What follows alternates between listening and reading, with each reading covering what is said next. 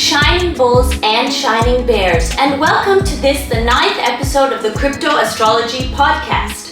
We're going to take a look at what the week holds for Bitcoin and Ether price, but first, please always feel welcome to check out the Shining Bull website where I have all kinds of offerings for all suns, especially a trading signal service and predictive books and book bundle deals. And if nothing is within your price range, then just follow me on Twitter and make sure to get notifications for this podcast, as I'm giving a lot of free info out on both of these. So now let's look at the week in Bitcoin and Ether price. Although I, the astrologer, live in Newfoundland, I am now giving these predictions as per UTC time. So firstly, on Sunday UTC, I predict a lot of upward movement and optimism due to the relationship between Mercury and Mars in the sky and movements involving the Sun, Jupiter, and Mercury in the Navamsha. Then Monday UTC, I see that in the early afternoon, there is a drop when Jupiter enters Virgo in the Navamsha, creating more cautious action on the part of policymakers. But then for the large part of the afternoon and early evening, meaning for most of the day on Monday, we will move up in a strong, clear way. This is because of Moon's relationship to Venus in the sky. Right when Venus entered into Leo last Friday, July 7th UTC, we started moving up from a low of $29,701, and I see for BTC, which by the way is stronger right now.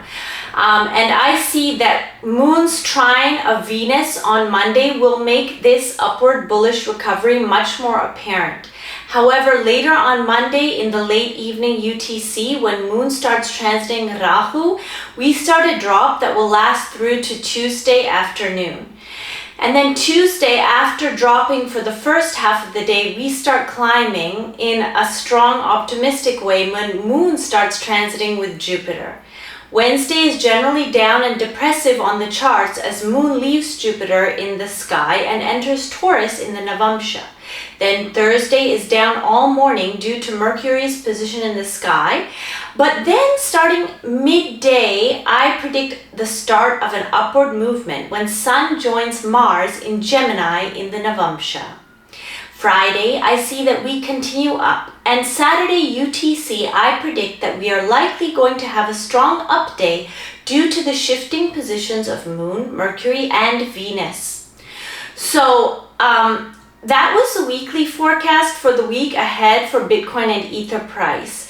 And just a note, Bitcoin is trading more strongly than Ether, and so this week, Ether can fall more than Bitcoin. It's possible if we move or when we're moving to the downside. And then Bitcoin, when we're climbing, Bitcoin should be climbing more strongly as I see it. I give more details in that on a new service that I'm offering for swing traders. It's not live yet. I'm going to release it for everybody starting for the following week, not this week. But if you've ever ordered anything from me, you should be getting an email that has this week of that service for free, just so that you can try it out if you're interested. It's pretty useful. It gives price targets for Bitcoin and Ether and the most important days where big price moves should happen for either of those, and some other really important information for swing traders and also for day traders if you want to use my price targets along with your own technical indicators for day traders. So anyway, and intraday traders, you should already know that I have a signal service specifically for you that gives lots of different timings throughout the day so that you can use those indicators if you're placing several trades in one same day. And then I also have a lot of very reduced prices on different bundle deals, and I even have a new loyalty plan. So check out my website, basically, lots coming up. Let's talk about some news items from the past week. Again, although I, the astrologer, am physically located in Newfoundland, Starting in this episode, I'm going to start referencing UTC time as opposed to my time zone here in Newfoundland, where I am. So we're going to look at a recent astrological movement and how it impacted the NFT space and what it shows about the future of NFT floor prices and of ordinals on BRC20. So last week, Venus, the planet who rules the fine arts, transitioned from Cancer into Leo, passing through a critical zone known as the Gandanta. And the Gandanta is the place between water and fire element signs, or put another way, it's the place between Mercury and Ketu ruled nakshatras. So during Venus's transit in Cancer, which began at the end of May, NFTs experienced a significant drop in value. Even the most blue-chip NFT projects saw a decline in their floor prices. However, and you probably witnessed a lot of dramatism on crypto Twitter about this, if you follow on there.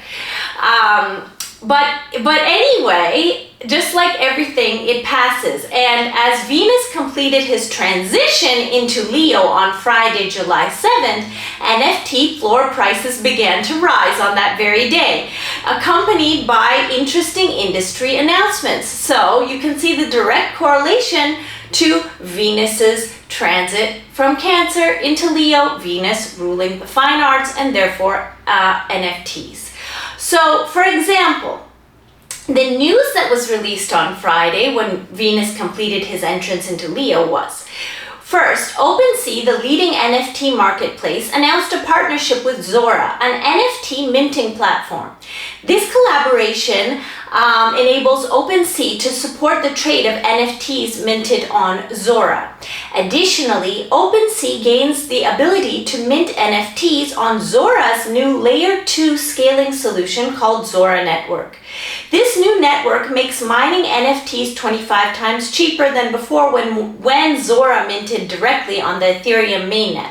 Zora Network operates on Optimism's tech stack, Optimism being one of the most prominent Ethereum Layer 2 scaling solutions, as many of you probably know. By the way, I'll be releasing a Layer 2 book very soon that also will speak on optimism.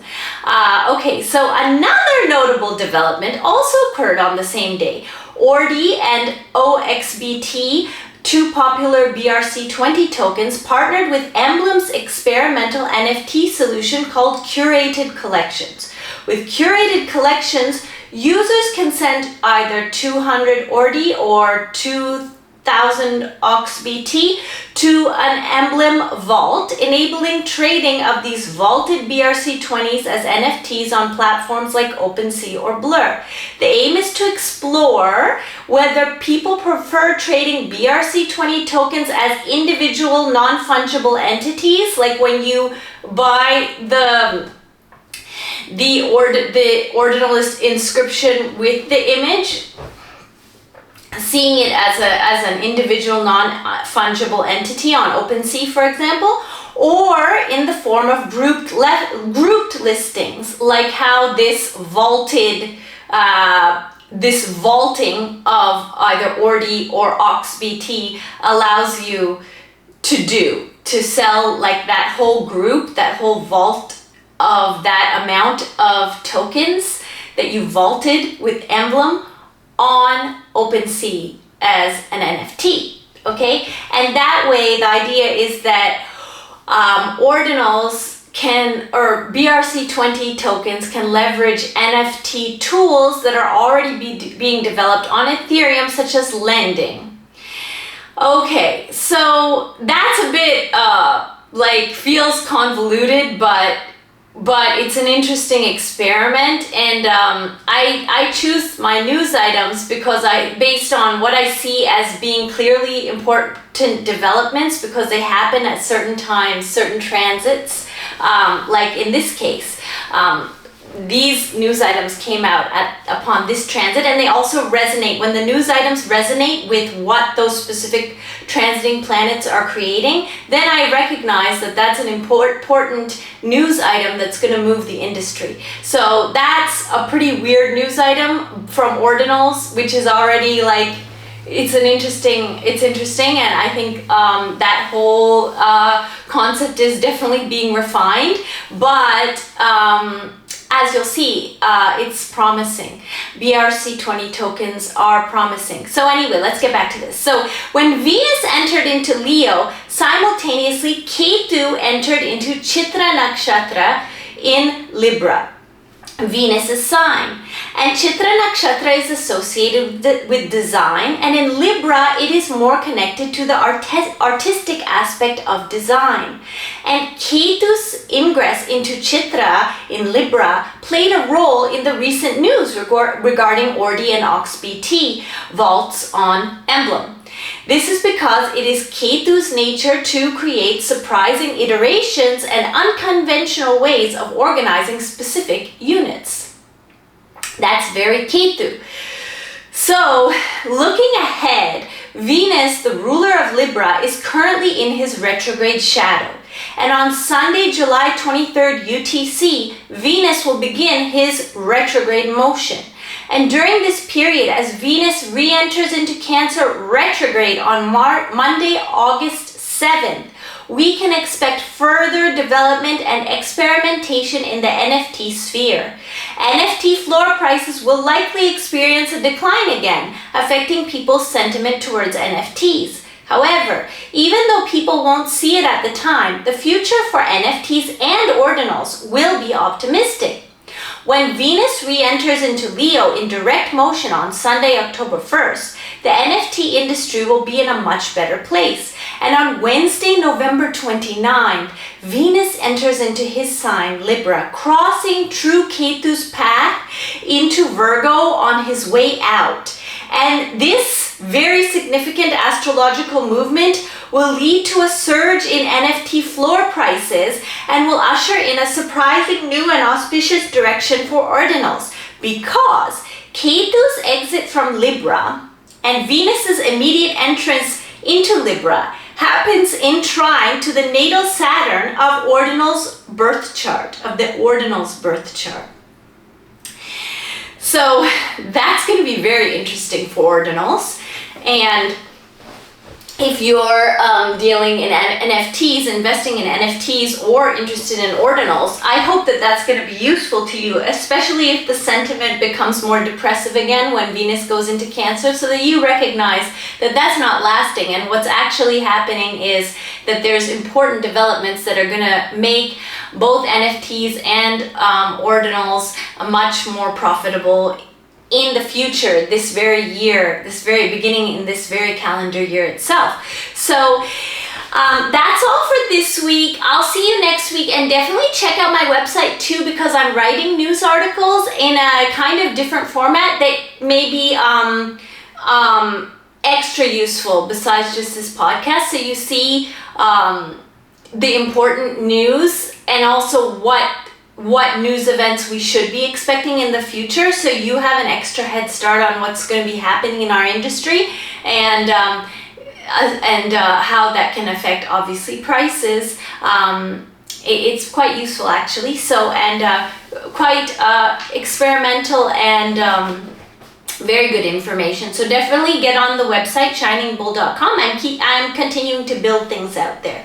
Okay, so I'll see you next week. Thank you. And if you've ever ordered anything from me, look out for a special email with a special free week of my weekly Bitcoin and ETH forecast, which is a new service, especially for swing traders and also for day traders. Okay, thank you so much.